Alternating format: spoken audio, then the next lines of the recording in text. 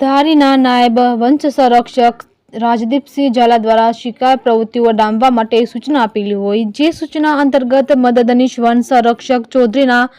માર્ગદર્શન હેઠળ આરએફઓ જ્યોતિબેન વાંઝાની સીધી દેખરેખ હેઠળ સરસિયા રેન્જના છતડિયા બીટમાં આરોપી સંતોષભાઈ જયંતિભાઈ સોલંકી રહેવાસી લાખાપાદરવાળાએ સસલા મારવા માટેની જાળ ગોઠવેલી હોય અને સસલાના શિકારીની રાહમાં બેઠો હોય ત્યારે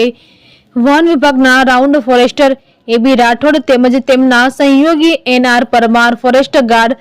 છતડિયા બીટ તેમજ ફોરેસ્ટ ગાર્ડ બીએલ વણકર દ્વારા સસલાના શિકારની પ્રવૃત્તિને અંજામ આપે તે પહેલા જ તેને સસલા મારવાની જાળી સહિત રંગે હાથ ઝડપી લીધો હતો।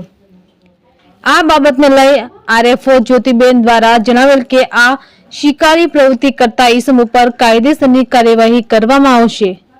રિપોર્ટર સંજય વાળા, ધારી।